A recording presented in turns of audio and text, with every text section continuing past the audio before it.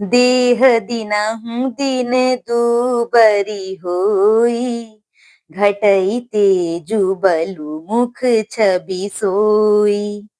नित नव राम प्रेम पनु पीना, बढ़त धर्म दलु मनु न मलीना। अर्थात भरत जी का शरीर दिनों दिन दुबला होता जाता है।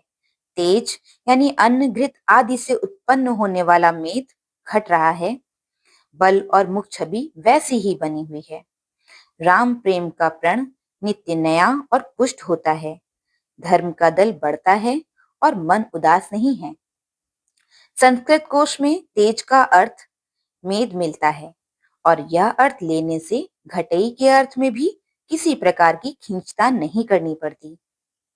जिमि जलुनि घटत सरद प्रकाशी, बिलसत बेतस बनज बिकासी। समदम संजम नियम उपासा, नखत भरत ही बिमल आकासा। अर्थात जैसे शरद ऋतु के प्रकाश यानी विकास से जल घटता है, किंतु बेंच शोभा पाते हैं और कमल विकसित होते हैं। शम, दम, संयम, नियम और उपवास आदि भरत जी के हृदय रूपी निर्मल आकाश के नक्षत्र यानी तारागण हैं। ध्रुव विश्वासु अवधिराकाशी, स्वामी सुरति सुर बीथि बिकासी।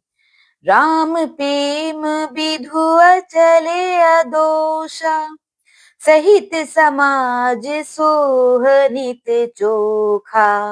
अर्थात विश्वास ही ध्रुव तारा है। 14 वर्ष की अवधि पूर्णिमा के समान है और स्वामी श्री राम जी की सूरति यानी स्मृति आकाश गंगा सरीखी प्रकाशित है। राम प्रेम ही अचल और कलंक रहित चंद्रमा है। वह अपने समाज यानी नक्षत्रों सहित नित्य सुंदर सुशोभित है। भरत रहनी समुझनी कर तूती, भगति बिरति गुण बिमल विभूति।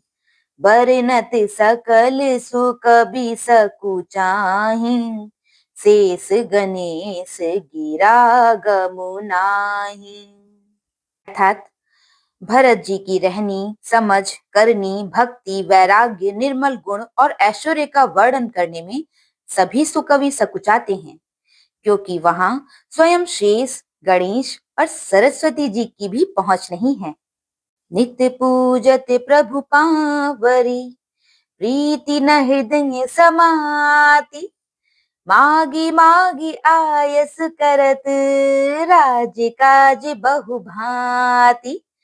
राज काज बहु भांति। अर्थात वे नित्य प्रति प्रभु की पादुकाओं का पूजन करते हैं। हृदय में प्रेम समाता नहीं है।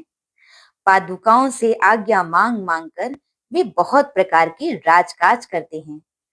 बोलो सियावर रामचंद्र जी की जय।